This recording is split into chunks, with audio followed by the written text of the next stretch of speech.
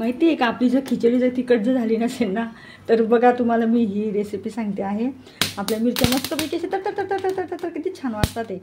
अरे वा वा, असे बाजू राहिले मस्त मस्त मस्त छान छान. नमस्कार, मी संजीवनी निकम, श्री स्वामी समर्थ. तर चला तर याप्रमाणे आपण सुंदर अशी खिचडी आणि झिरको आणि मिरच्यासुद्धा भाजून घेतल्या आहे. सैदव मीठ आहे आणि लिंबूची फोड आहे. तर कशा प्रकारे करायचं आहे तर चला तर मी सांगते. चला, प्रथम आपल्याला काय करायचं आहे, बटाट्याचे तुकडे करून घ्यायचे आहेत. छानपैकी आपण तुकडे करून घेतलेले आहेत. आता एकदम म्हणजे बटाटा पण खूप छान थोडंसं मीठ टाकून मी शिजवून घेतलेलं आहे. त्याच्यामुळे त्याची बटाट्याची चव पण फार सुंदर लागते. आणि आपण जो साबुदाणा भिजवलेला आहे तो मोकळा वगैरे व्यवस्थित झाला पाहिजे. जर चिकट झाला तर ते आपली खिचडी बिघडते. त्याच्यामुळे ते स्टार्च सगळा जो आहे तो काढून टाकला. आणि त्याच्यामध्ये आपल्याला काय टाकायचं तुम्हाला मी सांगितलंच मगाशी, दूध हे अवश्य टाकायचं आहे.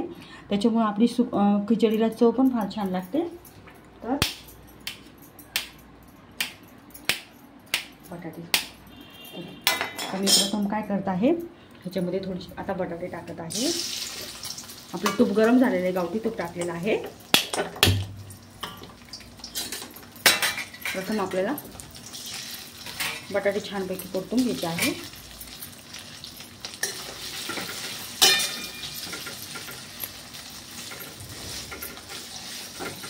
बटाटे परतून झाल्यानंतर ते आपल्याला ते काढून घ्यायचे आहेत. तशी त्याला ठेवायची नाही आहे, ते आपल्याला काढून घ्यायचे आहे परतून झाल्यानंतर. आणि त्याच्यात आपल्याला आपण मीठ टाकलेलंच आहे. हे पहा, याप्रमाणे आपल्याला सेंदेलोन आहे, सेदुलन आहे. ते सेदुलन आपण बटाटे शिजताना टाकलेलंच आहे.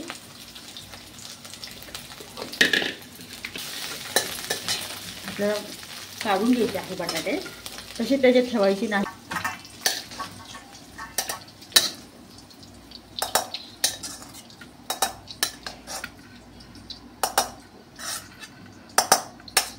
आता आपल्याला याच्यामध्ये अजून तूप टाकायचं.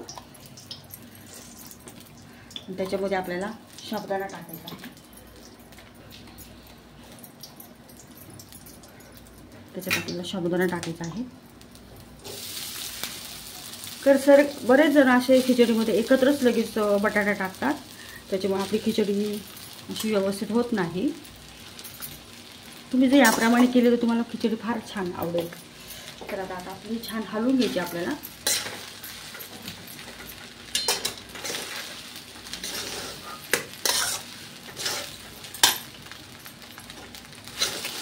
प्रथम आपल्याला तुपात चांगली फ्राय करून घ्यायची, सगळीकडे लागतात ओके.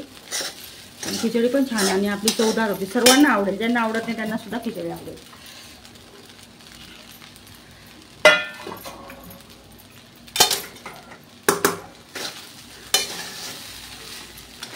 आपली जर पातळ जर कढई असेल तर थोडासा गॅस स्लो ठेवायचा. आणि खिचडीवर कधीही झाकण ठेवायचं नाही आपल्याला. आणि जे आपण तर खिचडी जर झाकण ठेवतो तर ती वाफलून ती चिकट होते. त्याच्यामुळे आपल्याला ती सारखी हलवत जोपर्यंत शेवटपर्यंत हलवतच राहायची आहे. असं मोकळा मोकळा होत आहे मस्त छान.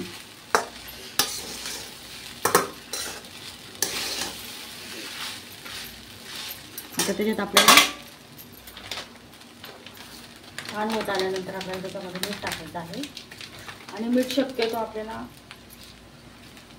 सोमवार असल्यामुळे सैदव मीठच वापरायचं आहे आपल्याला. सैदव मीठ उपवासाचं असतं ते. बेटाचं टाकायचं. आणि आपल्याला कुठल्या प्रकारचं म्हणजे असं कायमस्वरूपी जरी आपण टाकलं, कायमस्वरूपी जरी आपण रोजच्या आहारामध्ये जर घेतलं तर आपल्याला सांधेदुखीचा वगैरे काही त्रास होत नाही. तर असं छानपैकी मोकळी लागली.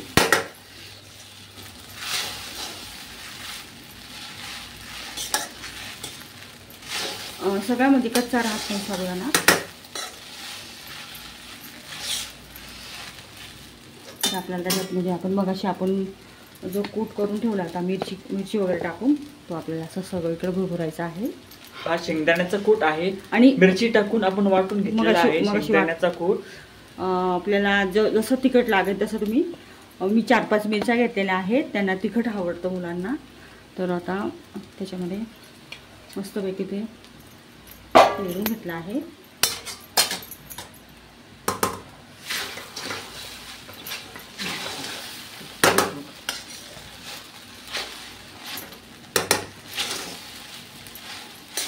सगळीकडे लागलेलं आहे ते एकदम, म्हणजे ज्यांना खिचडी आवडते त्यांना सुद्धा खिचडी आवडते. तुम्ही जरूर करून बघा.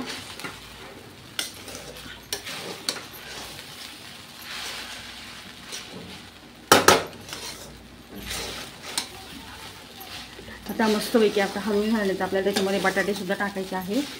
दादा थोडी किंचित साखर घे रे, म्हणजे ते सुद्धा फार सुंदर, म्हणजे असं आपल्या तोंडाला एक प्रकारचा टच येतो.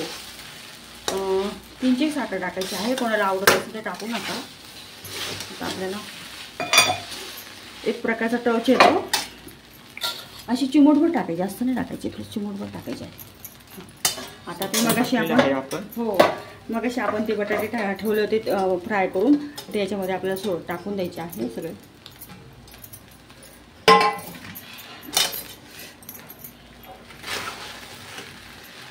सगळीकडे लागेल मस्त.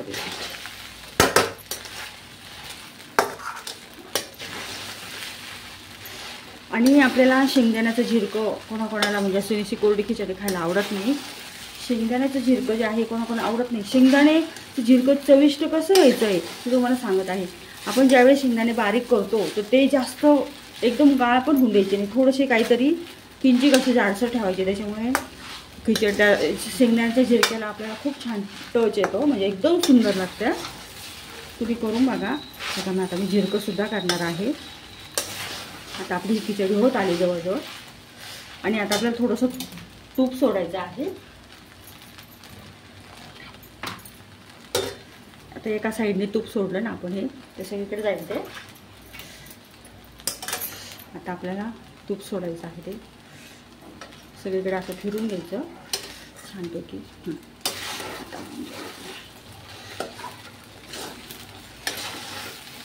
तुम्ही याप्रमाणे जर खिचडी केली तर तुमच्या सगळ्या वेळेला टाकून खाते छानपैकी मोकळी आहे एकदम छान. ही खिचडीवर झाकण अजिबात ठेवलेलं नाही आहे. आणि खिचडी झाकण ठेवली तर आपली खिचडी चिकट होते आणि जास्त वेळ नरम राहत नाही. तर नरम खिचडी झाली, झाकण ठेवायची सुद्धा गरज नाही आपल्याला. तर चला आता मी काढून ठेवते ती. त्याच कढईमध्ये मी झिरकं करणार आहे. बघा किती छान झाली खिचडी, एकदम सुंदर.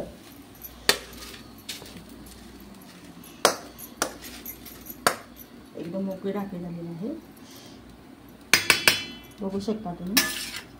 मोकळी, चवीला पण खूप सुंदर लागते.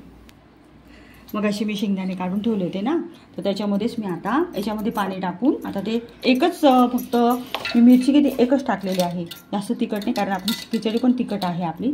आता एकच मिरची टाकलेली आहे. तर चला तर आपण, आणि त्याच्यामध्ये सैदव मीठ पण टाकलेलं आहे. आणि झाकण ठेवून आता आपल्याला मस्त पैकी बारीक करायचं. जास्त बारीक करायचं नाही. जास्त बारीक जर आपण केलं तर आपली बघा, आपण मी जर झिरकं काढलं, शेंगदाणे काढलेले थोडेसे असे जाडसर थोडेसे आहे, म्हणजे असं जास्त बारीकसुद्धा नाही करायचं, त्याच्यामुळे टच खूप छान येतो. आणि हे पहा, जास्त जाड नाही करायचं आपल्याला. तर आपल्या कढई आता छान गरम झाली. भांडे जास्त भरवायचे नाही आपलं, तेच खिचडीतून काढून एका टोपमध्ये, नाही तर परतीत काढून ठेवायची आहे खिचडी. तर चला आता आपण तूप टाकूया आता ह्याच्यामध्ये. गावठी तूप आहे. तर आता आपण ह्याच्यामध्ये हे पहा, थोडासा बटाटा आहे, तोच फक्त टाकायचा आहे.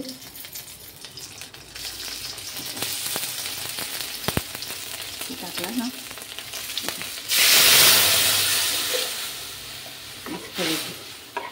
आपला झिरकं करायचा ते.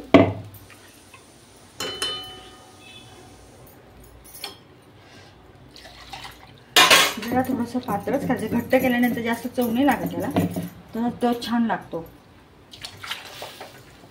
तर आता थोडंसं पाणी टाकलेलं आहे.